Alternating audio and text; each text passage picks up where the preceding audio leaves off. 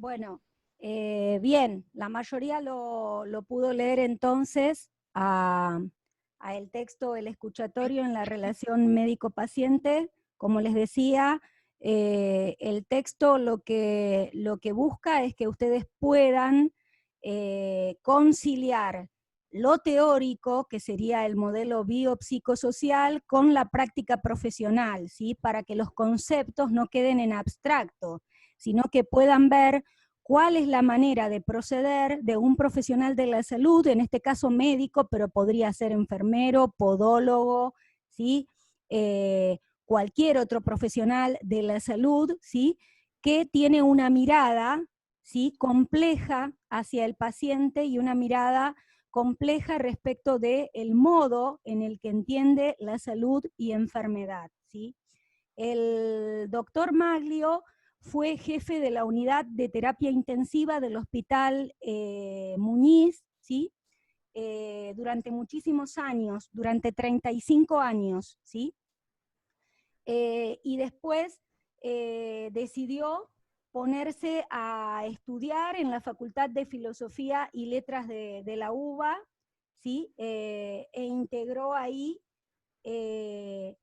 un grupo de investigación y de estudio en medicina antropológica, ¿sí? Por eso vemos que tiene una visión, ¿sí? Diferente, ¿sí? Por ahí no parece médico en algún sentido, ¿no? Es un chiste, pero digo, no parece médico en esto que decimos que lamentablemente sigue teniendo peso, o la mirada hegemónica, la que predomina en salud desde lo médico, es la biomédica, ¿sí? Entonces, lo que él plantea es que hay que escuchar al paciente, no interrogarlo, ¿sí? Por eso, de algún modo, él le pone a este texto el escuchatorio en la relación médico-paciente, ¿sí?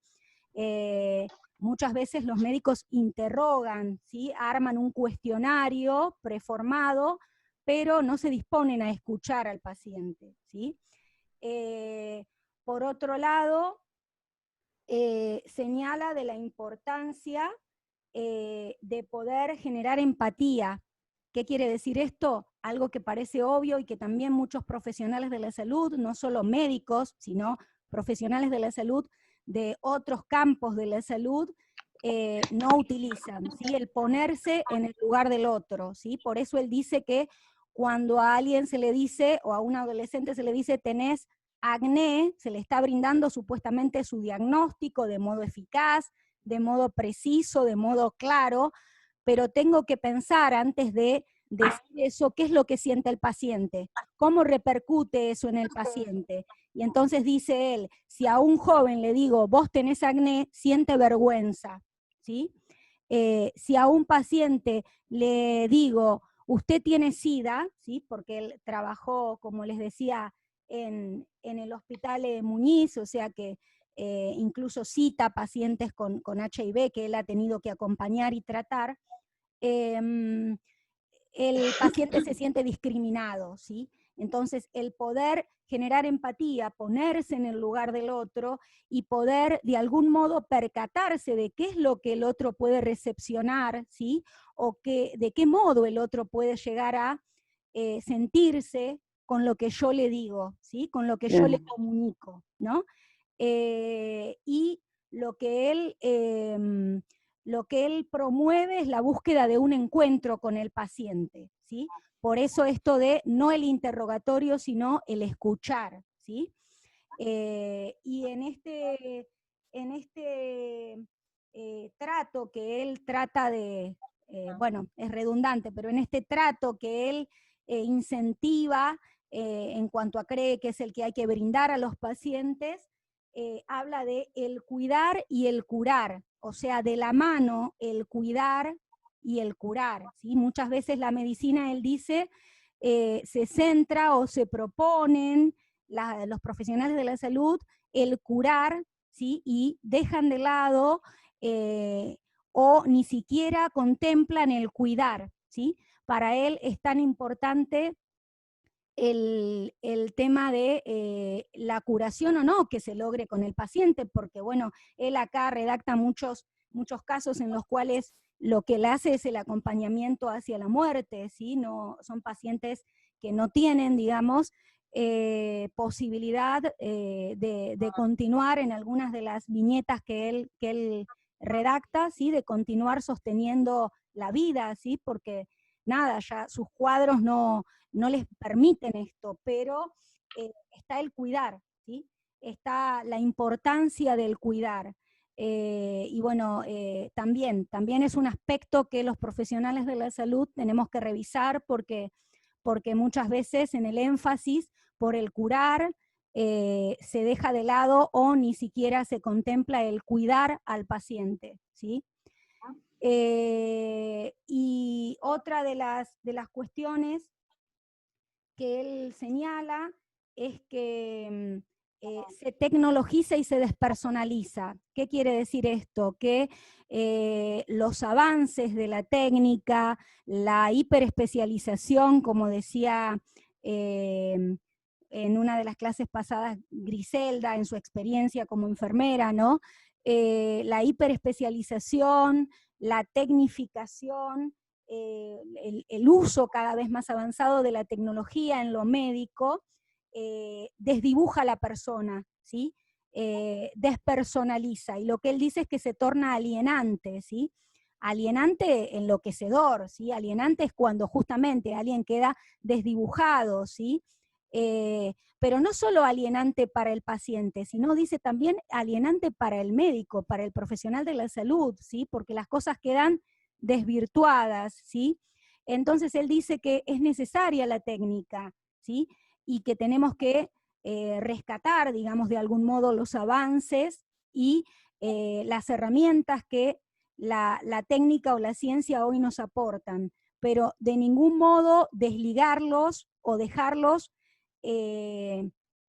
como preponderantes, olvidando el cuidar, ¿sí? Y olvidando esto de el encuentro y de la empatía, de la importancia de promover este encuentro con el paciente, ¿sí? Otra de las cuestiones que él señala es lo que decía, creo que Silvia, lo que él llama la medicina basada en la narrativa, tiene que ver con el escuchar al paciente y con poder detectar el proyecto vital del paciente, ¿sí? ¿Qué es esto?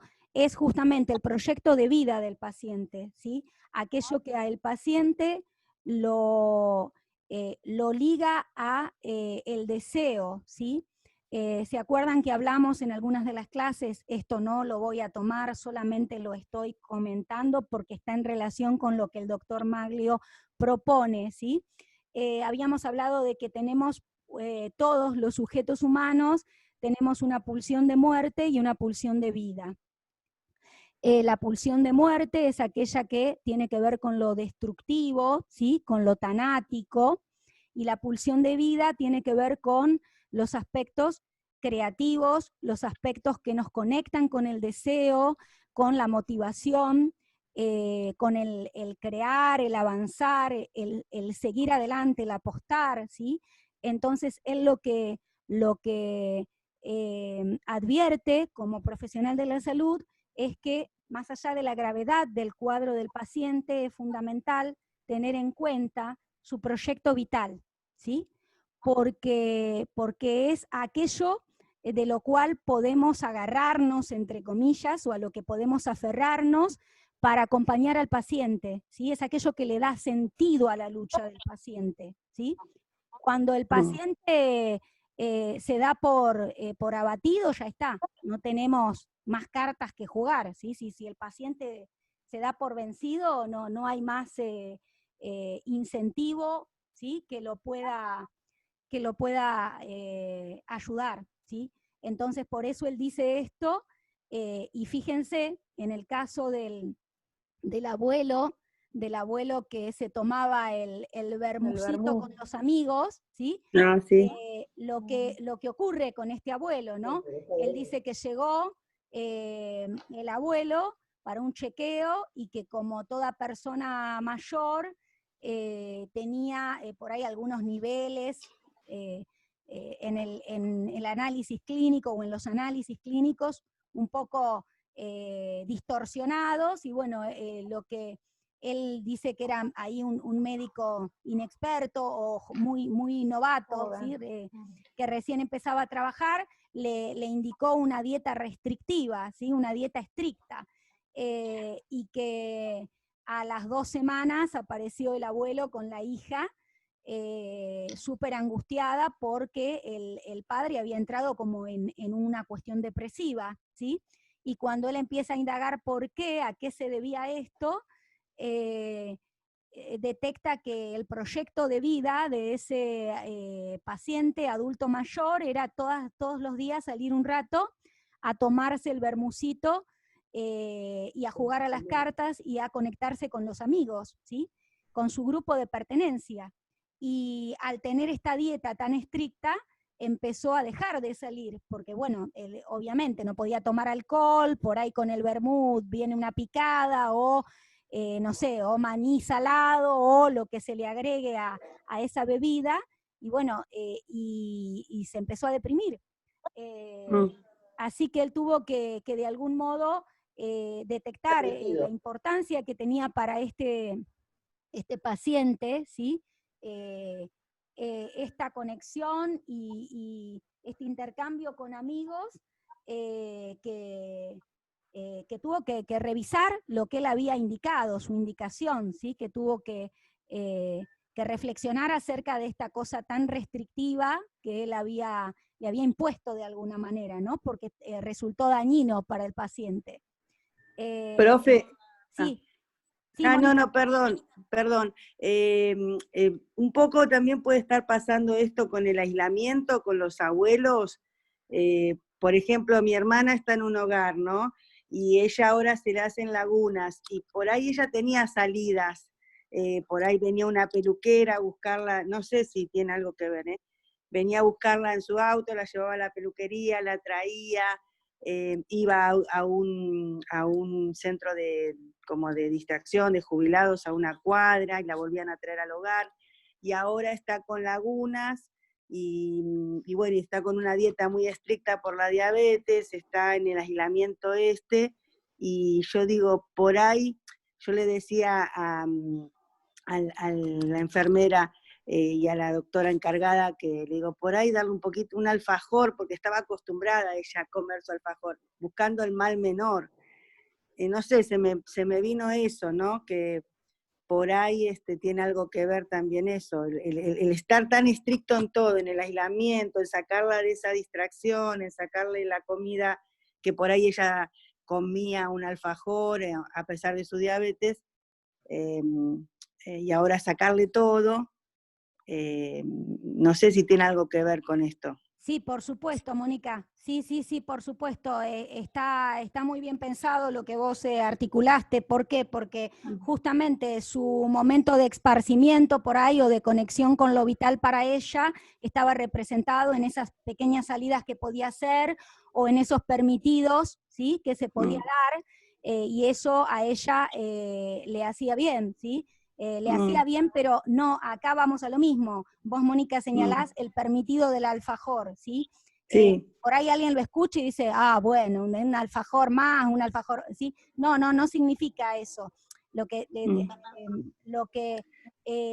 lo que significa es el conjunto, ¿no? El permitido y la salida, la conexión con la vida, con un gusto, con algo que le da satisfacción, ¿sí? Frente a todo el contexto de situación, algo que la liga a lo vital, ¿sí? Al poder darse una satisfacción, el poder conectarse con el afuera, ¿sí? El poder sentir que... Esa sería la perspectiva de vida de ella, ¿verdad? ¿Cómo, Adriana? Que esa sería la perspectiva de vida de ella, el salir, el proyecto vital, no sé si será el proyecto vital, pero sí seguramente la liga o la ligaba esta salida, ¿sí? O sea, no la conozco tanto a la hermana de Mónica para hacer así una inferencia respecto a su proyecto vital, pero digo, seguramente esta salida, ¿sí? la ligaba con el orden de lo vital, ¿sí? Con el orden del esparcimiento y de algo que por supuesto le hacía bien, ¿sí? Sí, sí.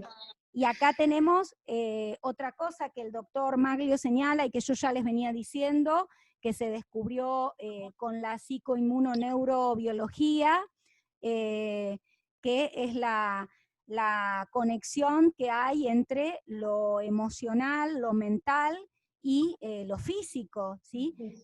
Y cómo cuando alguien se deprime, también su sistema inmune y su sistema de defensas baja, se deteriora, ¿sí? Hay una interrelación entre lo que nos sucede a nivel anímico, emocional y mental y lo que sucede con nuestro organismo, ¿sí? Con nuestro equilibrio orgánico. Entonces, la mirada integral es absolutamente necesaria y esto no es una mirada o una teoría psicológica, ¿sí? Eso también yo se los aclaraba, ¿sí? Desde el principio, sino que son modos de pensar al paciente y modos de pensar la salud y la enfermedad que direccionan o orientan nuestras prácticas, ¿sí?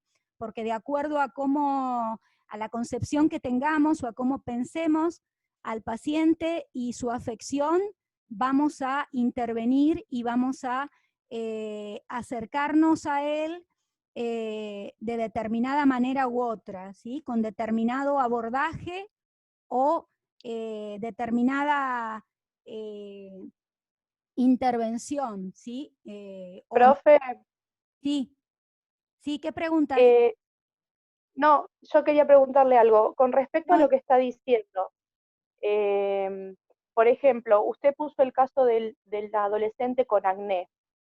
Hay sí, otro, hay otro, hay otro caso en el cual a ver, más allá de cómo aborde el profesional a ese paciente, sí, también hay un entorno, por ejemplo, hay una parte en la que dice sobre, hay un hombre que tiene psoriasis y siente que está todo escamado y que lo rechazan sus propios amigos y sus familiares.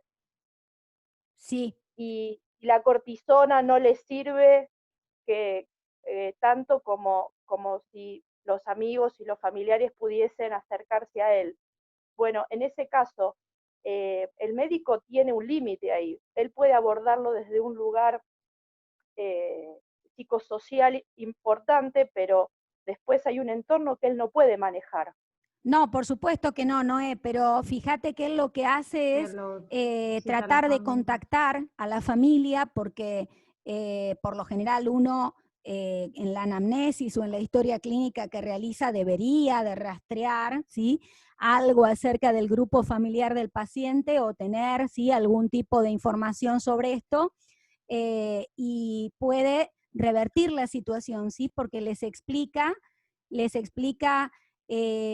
a los familiares cómo esto lo afecta, ¿sí? Cómo que ellos lo hayan dejado de lado o lo hayan apartado, ¿sí? A el paciente lo afecta. Entonces, con esto que él les puede hablar y explicar al grupo familiar, ellos revierten su Entiendo, actitud eh, sí, y el pero paciente igual a nivel funciona, social, sí, sí, perdón, no, que a nivel social también, no solamente familiar, sino a nivel social, eso también influye. Esa persona que, que se relaciona con otras, eh, a ver, psicológicamente también debe tener un apoyo extra que no solo lo puede abordar el médico, a eso me refiero, porque, no no, sé, está bien, no de lo que vos preguntás. En este caso vemos cómo interviene el doctor Maglio y trata de contactarse con sus familiares y su grupo cercano para poder comunicarles esto, ¿no? Que él está viendo que el paciente no responde al tratamiento, ¿sí? Por cómo ellos han empezado a discriminarlo de alguna manera, ¿no? O apartarlo. Pero sí, por supuesto, si justamente hablamos, Noé, de la mirada compleja, ¿sí? y de poder pensar al paciente como un sujeto integral, si fuese necesario que el paciente reciba acompañamiento o abordaje psicológico, bueno, se realizará, ¿sí? Pero tampoco esto tiene que ver, como les decía, con, bueno, vamos a mandar a todos los pacientes al psicólogo, ¿sí? No Lo se que quiero trata. decir es que el profesional a veces le excede al profesional ciertas cosas, a eso me refería. Sí, Noé, claro, por eso se habla Noé, se habla de abordaje interdisciplinario, ¿sí? Claro. Acá el doctor Maglio da, digamos, testimonios de casos en la práctica médica, de experiencias y casos que a él le tocó asistir, ¿sí? Pero si esto estuviese también analizado por otro grupo de profesionales, bueno, tendríamos una intervención interdisciplinaria, ¿sí? Tendríamos un equipo interdisciplinario, ¿sí? No sé cómo se manejaba él dentro del hospital, no sé si en el Hospital Muñiz, con estos pacientes que por ahí muchos estaban siendo acompañados para morir, porque no tenían, digamos, sus cuadros no tenían manera de ser revertidos, ¿sí? Por la gravedad y esto, no sé si formaban equipo interdisciplinario para trabajar. Yo supongo que sí, intuyo que sí, por lo que el doctor plantea, ¿no? Por la mirada que el doctor tiene y cómo comprende al paciente como un ser integral, ¿sí? Como la película de Patch Adams.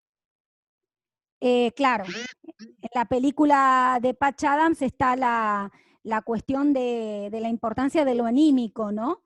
Que bueno, que eso hoy en los hospitales de niños se ha incorporado, ¿sí? La presencia de los payamédicos, la presencia de espacios de juegos o jugotecas para los chicos por la importancia de que puedan, justamente lo mismo que decíamos antes con Mónica y el ejemplo que daba de la hermana, que puedan mantener el lazo con lo vital, ¿sí?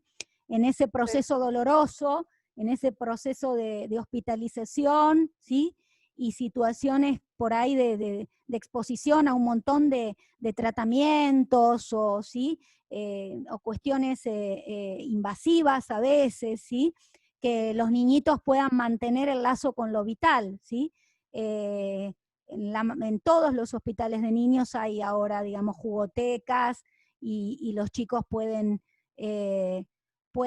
cuando están hospitalizados, ¿sí? Llevar adelante actividades recreativas, lúdicas, por la importancia que esto tiene, ¿sí?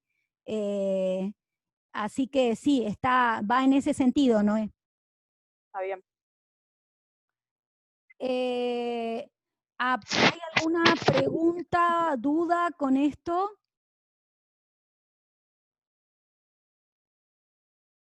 ¿Preguntas? ¿Algo del texto de Maglio que no quede claro? Fíjense que cuando termine el texto, él menciona lo que venimos diciendo sobre el modelo biomédico, la cuestión del reduccionismo positivista y biologicista, ¿no? Como decíamos que la cuestión biomédica está de algún modo ligada a esto, ¿no? Él acá en la última parte les dice, dentro de una formación biologicista positivista nos enseñan en la Facultad de Medicina a interrogar y no a escuchar. Con el interrogatorio estamos al lado del enfermo, pero con el escuchatorio estamos del lado del enfermo, ¿sí? Esto es lo que él concluye cuando termina el artículo, ¿sí? No sé, si no hay dudas con respecto al artículo, me parece que que más o menos todos los conceptos, digamos, que él nos aporta, los puntualicé, ¿sí? Pregúntenme si hay alguna duda, si no, vamos a pasar a ética. En el texto del doctor hay una parte que me parece muy importante también, es lo que tal vez no se hace, es donde dice que no se pregunta, ¿y usted qué piensa al paciente? Qué importante lo que decís, Silvia. ¿Y por qué pensás? ¿Por qué te llamó la atención esa parte del texto? Porque a veces en la práctica profesional de uno llena la tesis, se escribe, toma todos los datos. Vale, todo cortado, Silvia. Un paciente con una complicación. Silvia, se pierde el audio. Cuando llega...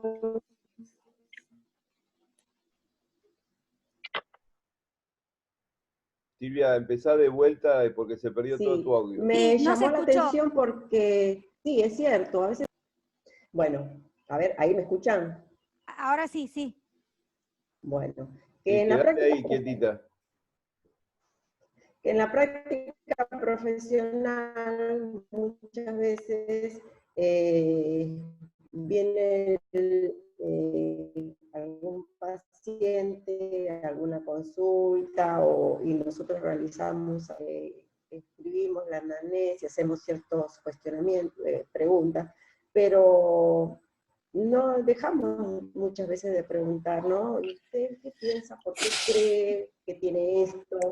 O sea, lo damos todo por hecho, que nosotros vamos a solucionar, vamos a tratar de llevar a la práctica todo nuestro conocimiento, pero a veces no sabemos del otro lado si realmente el paciente qué piensa de lo que tiene, si le da temor, si no le da temor. Me parece eso, que a veces falta en la relación paciente y el profesional de la salud. Sí, coincido, Silvia, coincido. Creo que tiene que ver con cierta postura, primero omnipotente, ¿sí? A veces creemos que todo lo podemos resolver o los profesionales de la salud caemos en eso y no es así. Y por otro lado, este encuentro que Maglio señala que él cree que hay que promover con el paciente, tiene que ver justamente con darle lugar, con generar el espacio para ese otro. No soy yo el que decido sobre el otro decide por él y debo de acompañar o debo decir que esto por eso también está en relación con ética, ¿sí? No puedo yo avasallar o decidir por el paciente, ¿sí? Por esta cuestión que parece obvia, pero que en la práctica a veces no lo es, de respeto por la integridad y por la autonomía del paciente, ¿sí?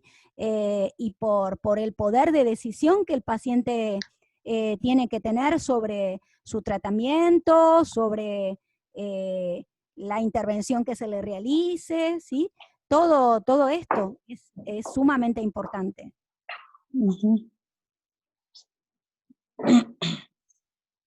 ¿Alguna otra pregunta, chicos? ¿Dudas con el texto? ¿Cosas que quieran citar del texto o que quieran revisar? No. ¿No? Bueno, la clase que viene terminamos con el último texto, que es el del doctor Quevedo, que va en la misma línea que Maglio, pero agrega algunas otras cosas y se complementa también con ética, ¿sí? Al igual que Maglio, se complementa con lo que venimos trabajando en ética, ¿sí? Por eso les decía que estoy pensando en por ahí hacer un solo caso, un poco más abarcativo o con mayores puntualizaciones para que ustedes puedan en una primera parte aplicar los conceptos de psicología y en una segunda parte articular con nociones de ética, ¿sí? Pero voy a ver si me dan esa posibilidad, ¿sí? No, no lo hice así en años anteriores. En años anteriores siempre el parcial de psicología era un trabajo que ustedes tenían que realizar, y el de ética sí siempre era articular con la práctica profesional, ¿sí? Pero bueno, me parece que es posible hacer algo integral. Si me dan el ok, lo voy a ir pensando para armar de esa manera, ¿sí? Profesora, para este parcial, ¿vamos a hacer como el anterior? Usted nos va a mandar las preguntas, después en una clase las va a explicar, ¿así? Sí, Karina, igual va a ser un trabajo de elaboración, ¿sí? Y por lo menos lo van a tener 15 días antes de la fecha de entrega, con la explicación. Más allá de la clase que yo pueda dar explicando las consignas, ustedes saben que si me escriben por mail, a todos aquellos que me han escrito por consulta, duda, por dificultad de alguna índole, les respondo lo más rápido que puedo, para aclarar, ¿sí? lo que por ahí les presenta alguna dificultad, ¿sí? o algún concepto que estén ahí trabajando y que no sepan cómo encarar, ¿sí? Así que, bueno, eso también, pero sí, obvio, después de entregar la evaluación, también vamos a tener la explicación de las consignas, sí. Sí. Analía, lo de Quevedo, ¿lo vas a subir esta semana? No, no lo voy a subir, Gustavo, lo vamos a ver la clase que viene, ¿sí? No quiero hoy, si quieren lo vamos anticipando hoy. Mi idea era ver uno hoy y el otro la semana que viene para no apabullarlos, ¿sí? Pero en realidad el texto de Quevedo es muy también fácil de leer. Pero ya lo subiste. Es ya un lo texto, subiste el de Quevedo. ¿Cómo, Marcela? Que ya lo subiste. Lo Una tiene, parte. lo tiene. No, no Calidad es y el de calidez en la atención. la pediatría. Sí. Ah, Sí, lo tienen, Lo Gustavo. subiste junto con Maglio. Lo que yo decía es que para no Lo subiste recargar tanto hoy con conceptos en este sentido, y como es fácil de leer Quevedo, y muy lindo también, al igual que Maglio, desde mi opinión, lindo de leer, lo iba a dejar para la clase que viene, la puntuación la iba a dejar para la clase que viene, y así ya con eso terminamos, ¿sí? Quevedo está en relación con ética también, ¿sí? Al igual que Maglio, como les decía recién, ¿sí? Y por supuesto que también mantiene una visión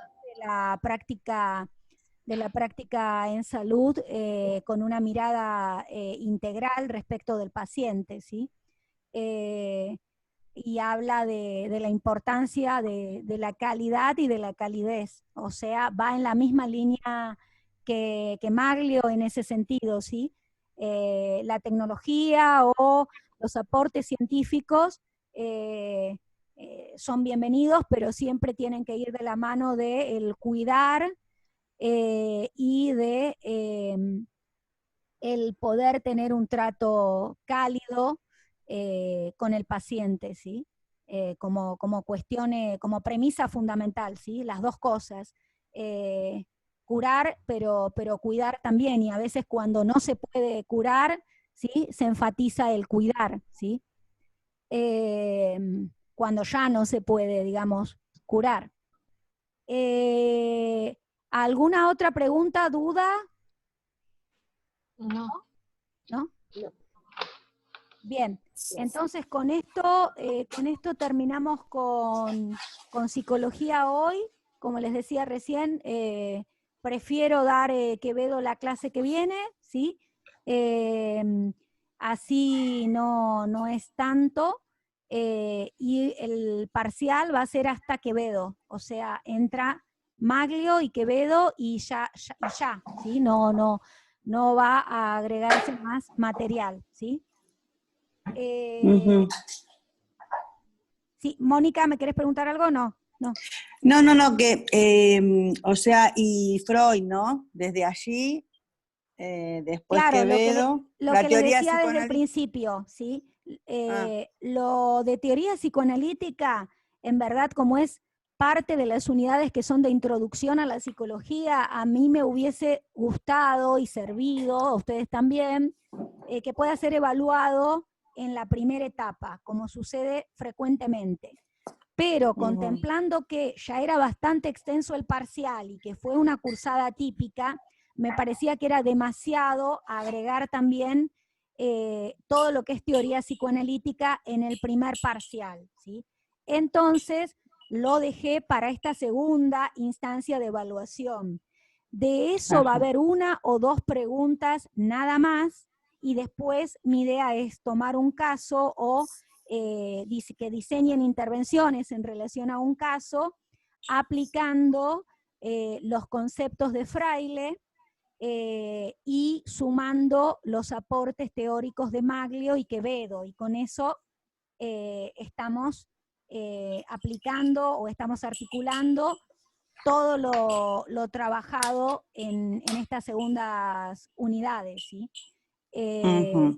Pero bueno, de eso sí, una o dos preguntas, Mónica, algo de eso va a entrar, de lo que es psicoanálisis, ¿sí? perfecto, gracias. No, ¿Qué de es lo nada. que vos subiste en YouTube? Sí, Gustavo, había una primera parte de la teoría psicoanalítica que ya estaba subida. Después vinieron los parciales y las correcciones Sí. en el medio. Sí. Cuando terminé con todo, bueno, dije, subo la segunda parte, así les quedan ordenados los conceptos centrales de la teoría psicoanalítica, ¿sí? Está subida en dos partes, porque es muy extensa, ¿sí? La primera parte, sin mal no recuerdo, es hasta manifestaciones del inconsciente, que son los síntomas, los actos fallidos y los sueños, la segunda parte es a partir de la evolución psicosexual, ¿sí? Y el concepto de sexualidad desde el psicoanálisis, ¿sí? Esta es la segunda parte que subí, hasta las series complementarias, que es todo lo que vimos después del parcial, ¿sí? ¿Alguna otra pregunta o duda, chicos? ¿No? Bien. Entonces, vamos a... ya me dijo hace un rato esto que se estaba por cortar. Voy a preparar lo de ética en relación a la bioética y a los principios de bioética que les mandé. Aclaro de ética, chicos, los códigos deontológicos, ¿sí? Ustedes los tienen que tener como profesionales de podología, ¿sí? Yo no les voy a tomar de memoria, ni mucho menos los códigos, los tienen que tener porque justamente en el desarrollo del caso que ustedes tengan que analizar, ustedes los pueden llegar a necesitar, ¿sí? Son las prescripciones, ¿sí? O la normativa que rige el desempeño profesional en el ámbito de la podología, ¿sí? Ahí tienen la ley, el decreto, todo esto se los mandé, pero no lo voy a tomar en forma conceptual, sino que es para aplicar, ¿sí? Ustedes lo guardan, lo tienen y les va a servir para el parcial, porque, bueno, de acuerdo a cómo sea el caso que se arme para que ustedes analicen, ustedes por ahí pueden ver que está en juego, que interviene la, por ejemplo, inobservancia de uno de esos códigos, ¿sí? O de tal código por tal motivo, ¿sí? Después voy a explicar bien cómo va a ser el análisis del caso, ¿sí? Que va a ser con ese material, por eso lo mandé, ¿sí? Que lo leímos la primera clase cuando empezamos con deontología profesional. ¿Quién me quería preguntar? Karina y yo. Sí. Vos dale. No, que yo, la verdad me costó muchísimo tratar de leer con las fotos, pues ya se ve que mis ojos tampoco dan mucho más. Entonces lo busqué en el Google al código. Y ese código que vos nos mandás es de España.